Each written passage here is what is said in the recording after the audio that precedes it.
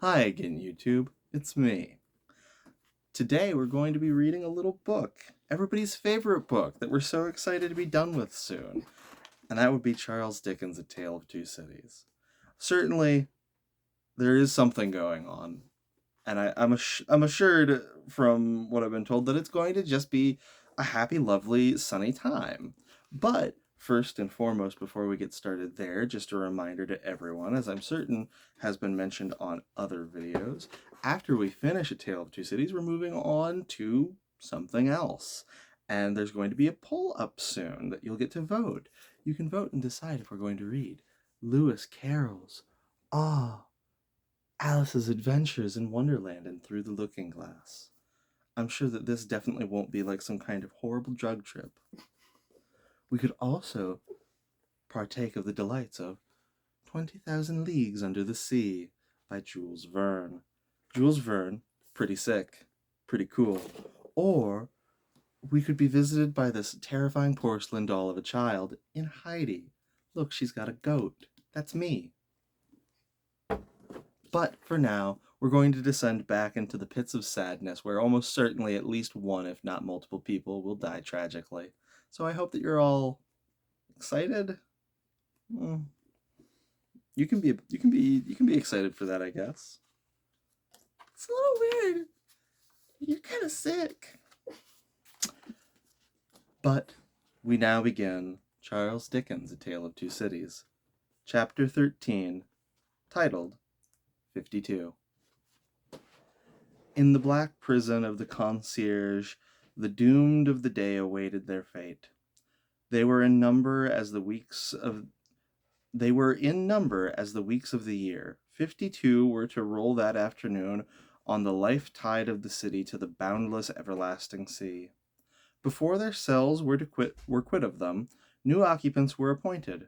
Before their blood ran into the blood spilled yesterday, the blood that was to mingle with theirs tomorrow was already set apart.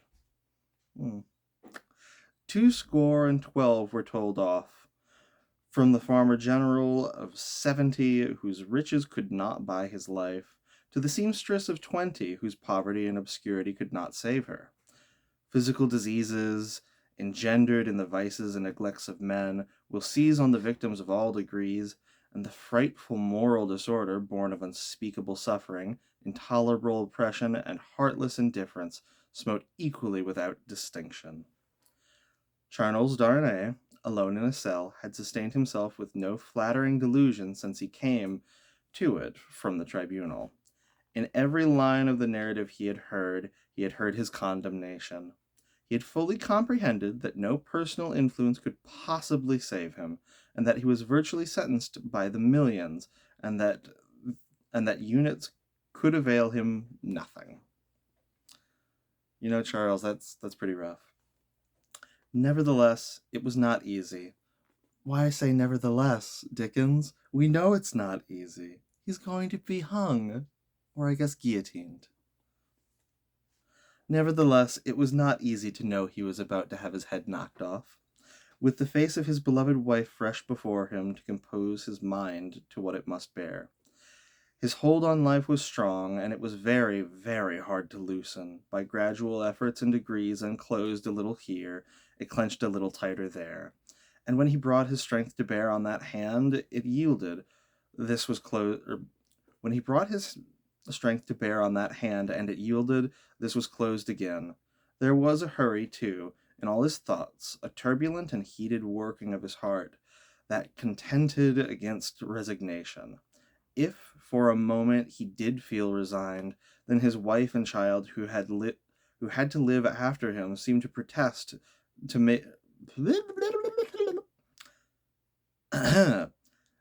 Then his wife and child, who had to live after him, seemed to protest and to make it a selfish thing.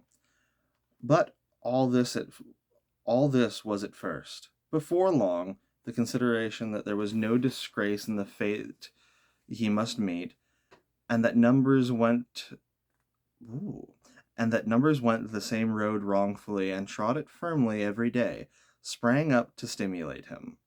Next followed the thought that much of the future peace of mind enjoyable by the dear ones depended on his quiet fortitude. So, by degrees, he calmed into a better state when he could raise his thoughts much higher and draw comfort down. Before it had set in dark on the night of his condemnation, he had travelled thus far on his last way. Being allowed to purchase the means of writing and a light, he sat down to write until such time as his prison lamp should be extinguished. He wrote a long letter to Lucy, showing her that he had known nothing of her father's imprisonment until he had heard it from herself, and that he had been as ignorant as she of his father's and uncle's responsibility for that misery, until the paper had been read. He had already explained to her that his concealment from her of the name he had relinquished was the one condition, fully intelligible now, that her father had attached to their betrothal, and was the one promise he had still exacted on the morning of their marriage. I'm pausing for a second. Look, YouTube. A beautiful child. Here to enjoy the suffering of Charles Dickens. Anyway.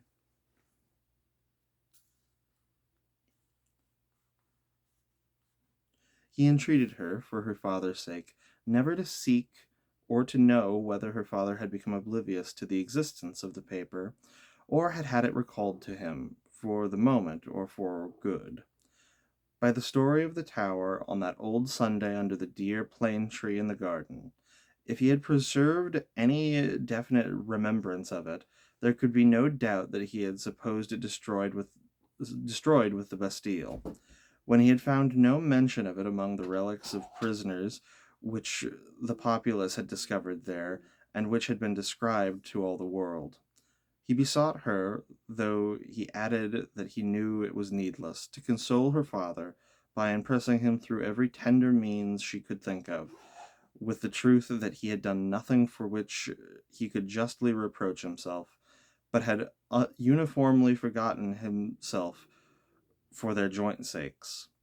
Next to her preservation of his own last grateful love and blessing, and her overcoming of her sorrow, to devote herself for their dear child, he adjured her, as they would meet in heaven, and to comfort her father.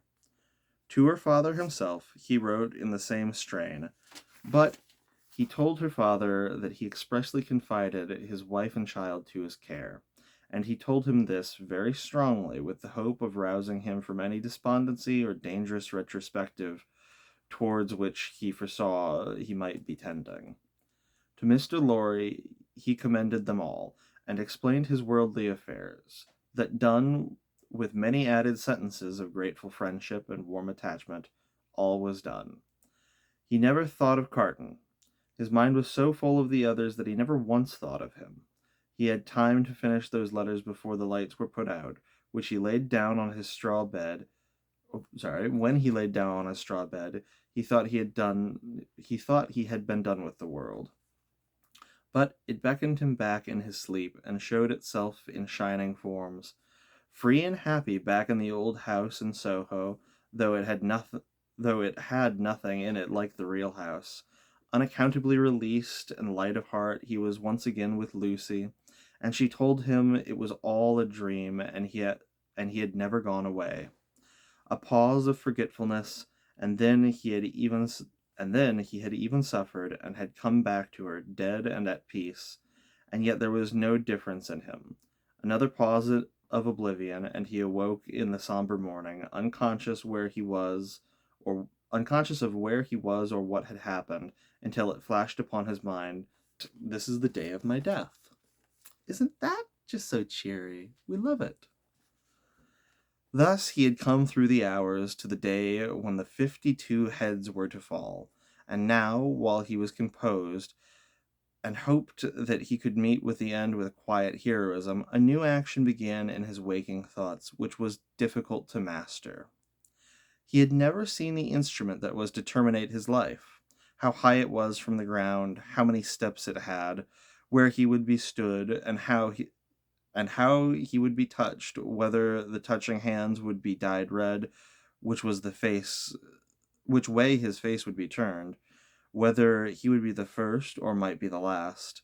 These and many similar questions, in no wise in no wise directed by his will, obtruded themselves over and over again, countless times. Neither were they connected with fear. He was conscious of no fear. Rather, they originated in a strange besetting desire to know what to do when the time came, a desire gigantically disproportionate to the few swift moments to which it referred, a wondering that was more like the wondering of some other spirit within his than his own. The hours went on as he was walked to and fro, and the clock struck the numbers he would never hear again. 9 gone forever, 10 gone forever, 11 gone forever, 12 coming on to pass away. After a hard contest with the eccentric action of thought which had last perplexed him, he had got the better of it. He walked up and down, softly repeating their names to himself. The worst of the strife was over. He could walk up and down, free from distracting fancies, praying for himself and for them. 12 gone forever.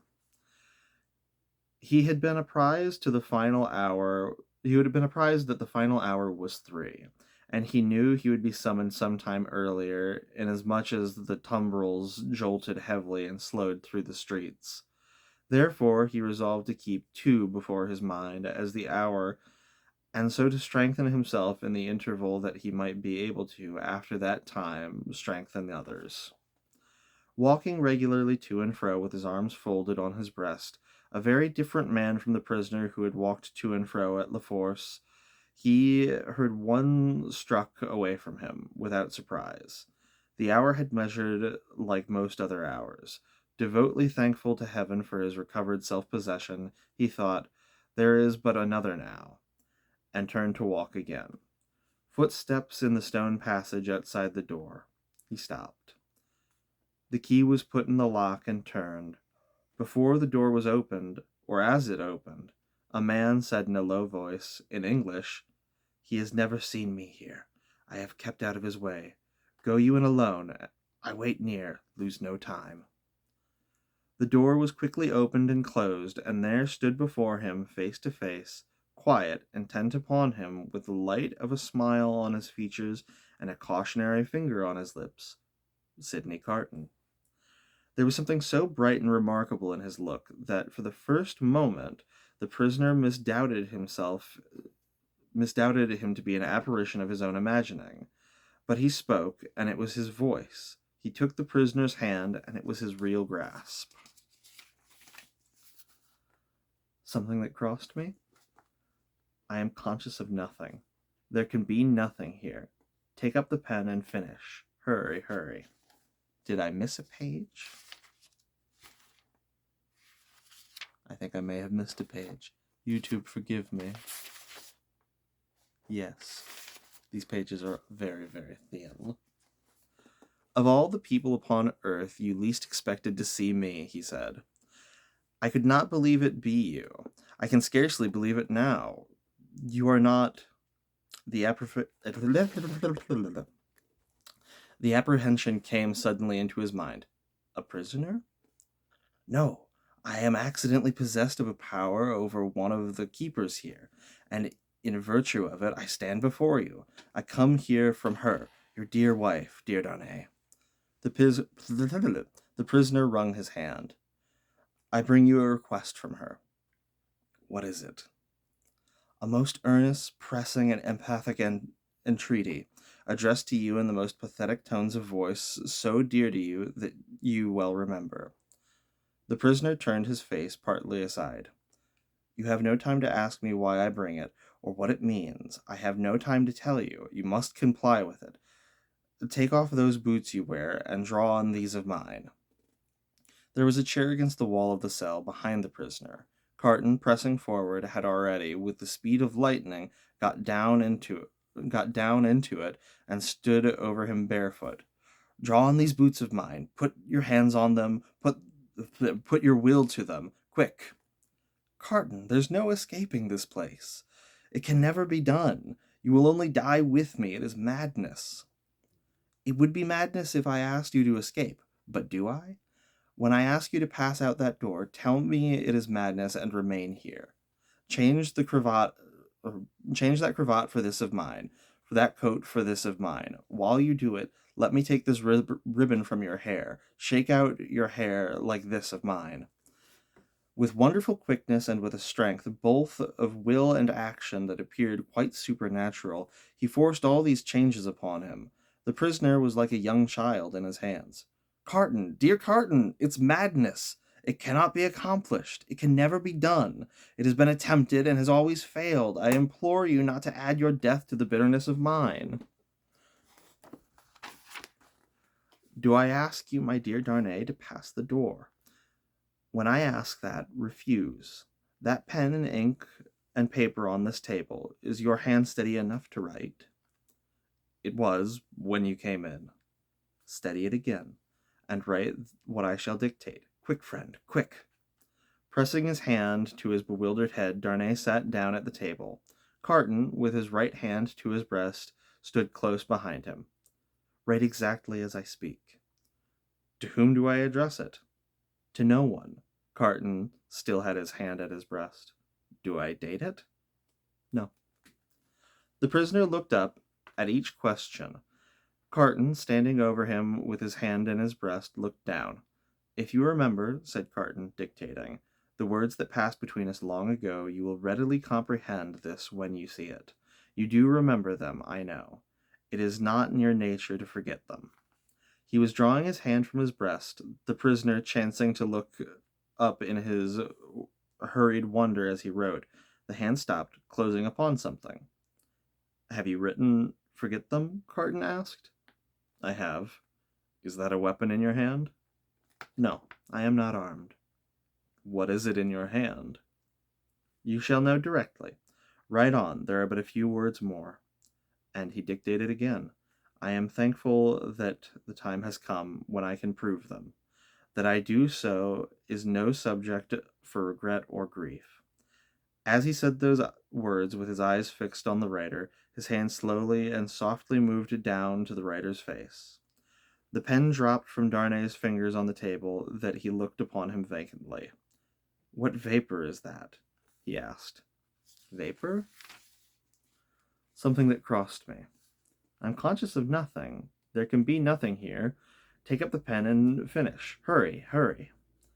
As if his memory were impaired or his faculties disordered, the prisoner made an effort to rally his attention. As he looked at Carton with clouded eyes and with an altered manner of breathing, Carton, his hand again at his breast, looked steadily at him. "Hurry, hurry." The prisoner bent over the paper once more. If it had been otherwise, Carton's hand was again watchfully and softly stealing down. "I never should have used the longer opportunity. If it had been otherwise." The hand was at the prisoner's face.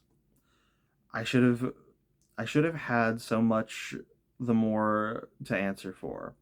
If it had been otherwise." Carton looked at the pen and saw that it was trailing off into unintelligible signs. Carton's hand moved over back to his breast no more. The prisoner sprang up with a reproachful look, but Carton's hand was close and firm at his nostrils, and Carton's left arm caught him around the waist. For a few seconds he faintly struggled with the man who had come to lay down his life for him. Within a minute or so he was stretched insensible on the ground. Quickly, but with hands as true to the purpose as his heart was, Carton dressed himself in the clothes of the prisoner had laid aside, combed back his hair, and tied it with the ribbon the prisoner had worn. Then he softly called, "Enter there, come in," and the spy presented himself. You seeing this? What are you doing? You're interrupting the book. Can you believe this?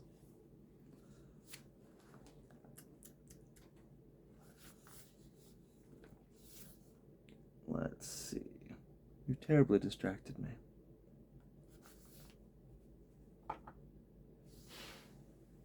You actually really can't be there, but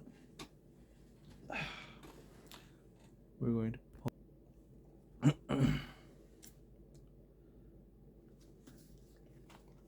"You see," said Carton, looking up at him as he kneeled on one knee beside the insensible figure, putting the paper to his breast, "is your hazard very great?"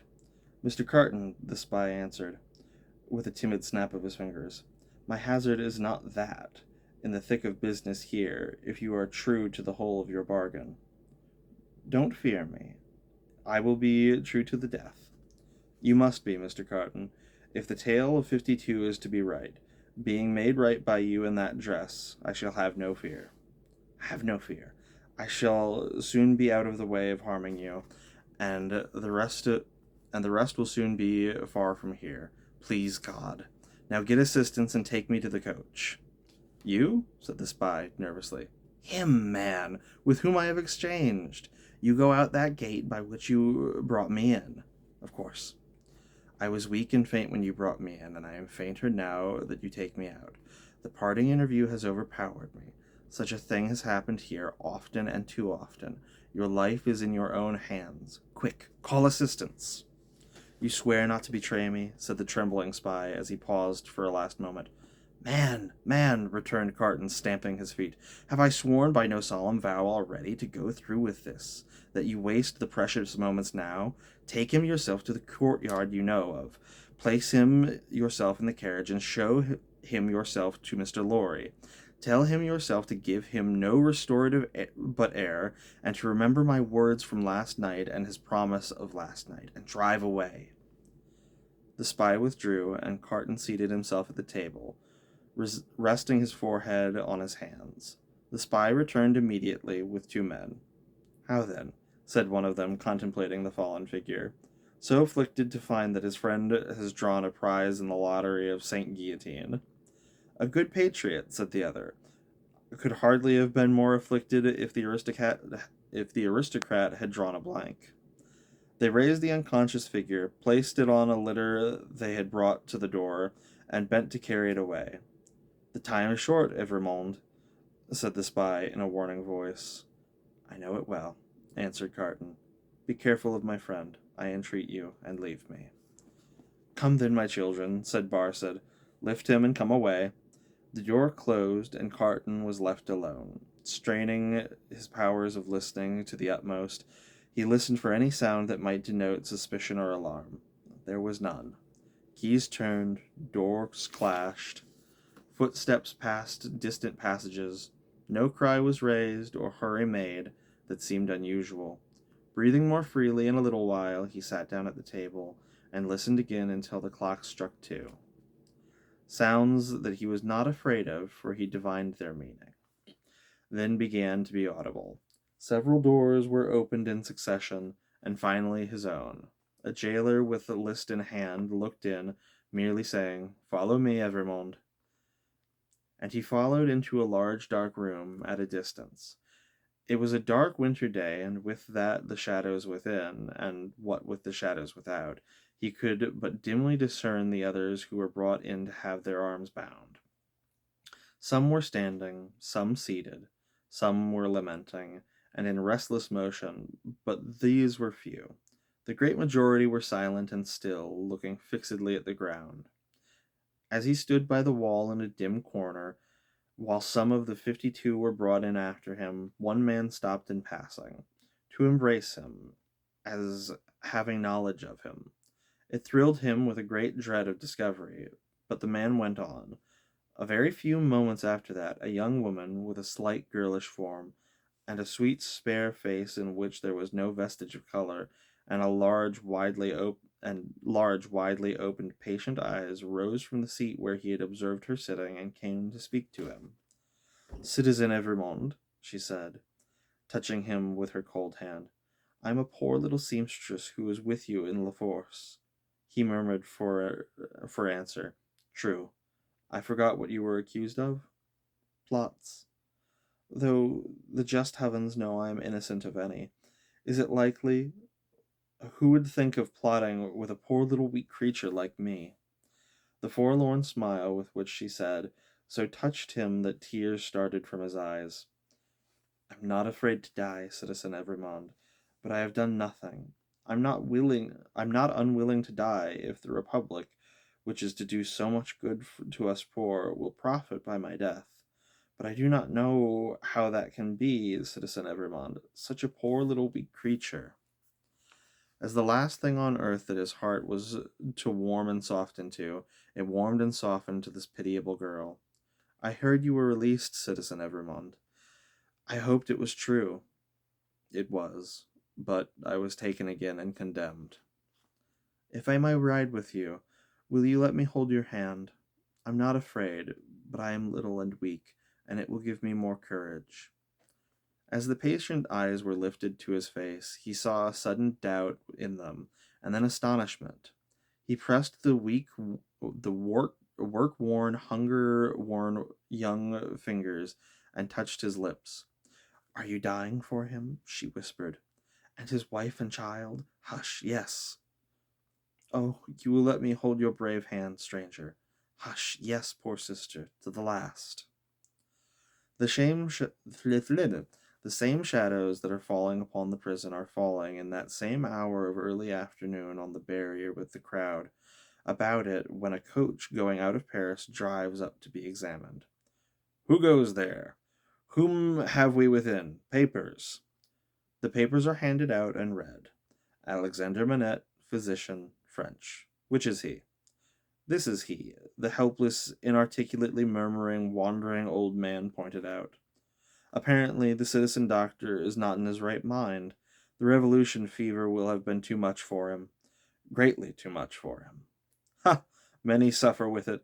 Lucy, his daughter, French. Which is she? This is she. Apparently, it must be Lucy, the wife of Evrémonde, is it not? It is. Ha! Evrémonde has his assignation elsewhere. Lucy, her child, English. This is she? She and no other. Kiss me, child of Evrémonde. Now thou hast kissed a good Republican. Uh, Something new in thy family. Remember it. Sidney Carton, advocate, English. Which is he? He lies here in this corner of the carriage. He too is pointed out. Apparently, the English advocate is in a swoon. Uh, it is hoped he will recover in the fresher air. It is represented that he is not in strong health and has separated sadly from a friend who is under the displeasure of the Republic. Is that all? It is not a great deal that. Many are under the displeasure of the Republic, and must now look out the little window. Jarvis Lorry, banker, English, which is he? I am he, necessarily being the last. It is Jarvis Lorry who has replied to all previous questions. It is Jarvis Lorry who has alighted and stands with his hand on the coach door, replying to a group of officials. They leisurely walk round the carriage and leisurely mount the box to look at what little luggage it carries on the roof. The country people hanging about press near to the coach doors and greedily stare in. A little child, carried by its mother, has its short arm held out for it, that it may touch the wife of an aristocrat who has gone to the guillotine. Behold your papers, Jarvis Lorry, countersigned. One can depart, citizen? One can depart. Forward my positions, and good journey. I salute you, citizens, and the first danger past. These are again the words of Jarvis Lorry as he clasps his hands and looks upward. There is terror in the carriage, there is weeping, and there is heavy breathing in the insensible traveler. Are we not going too slowly? Can they not be induced to go faster? Asks Lucy, clinging to the old man. It would seem like a flight, my darling. I must urge them not to. I must urge them too much. It would rouse suspicion. Look back, to see if we are pursued. The road is clear, my dearest. So far we are not pursued. Houses in twos and threes pass by us, solitary farms, ruinous buildings, dye-work, tanneries, and the like. Open countries, avenues of leafless trees, the hard uneven pavement is under us, the soft deep mud on either side. Sometimes we strike the skirting mud to avoid the stones that clatter and shake us, and sometimes we stick to the ruts and sloughs there. The agony of the impatience is then so great that in our wild alarm and hurry we are forgetting out and running, hiding, doing anything but stopping. Out of the open country, in again among the ruinous buildings, solitary farms, dye works, tanneries, and the likes, Cottages in twos and threes, avenues of leafless trees. Have these men deceived us and taken us back by another road? It is not the same place twice over? Thank heaven, no. A village. Look back, and see if we are pursued.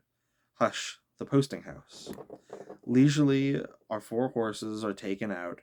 Leisurely, the coach stands in a little street, bereft of horses, and with no likelihood upon it ever moving again. Leisurely, the new horses come into visible existence, one by one. Leisurely, the new positions follow, sucking and plaiting the lashes of their whips. Leisurely, the old positions count their money, make wrong additions, and arrive at dissatisfied results. All the time, our overfraught hearts are beating at a rate that would far outstrip the fastest gallop of the fastest horses ever foaled. At length, the new positions are in their saddles, and the old are left behind. We are through the village, up the hill, and down the hill, and on the low, watery grounds.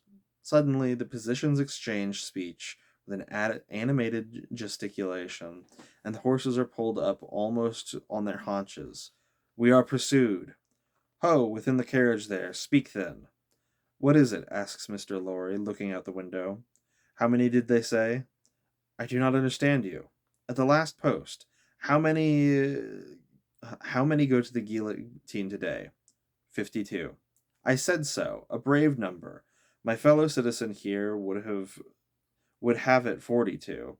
10 more heads worth having. The guillotine goes handsomely. I love it. High forward, whoop then. The night comes on dark. He moves more. He is beginning to revive and to speak intelligibly. He thinks they are still together. He asks him by his name what he has in his hand. Oh, pity us, kind heaven, and help us. Look out, and see if we are pursued. The wind is rushing after us, and the clouds are flying after us, and the moon is plunging after us, and the whole wild night is in pursuit of us. But so far, we are pursued by nothing else. And that's the end of installment 29, and the end of chapter 13. Hey, so maybe it's not such a terrible tragedy for everyone except for Sydney Carton. Sorry, Sydney Carton.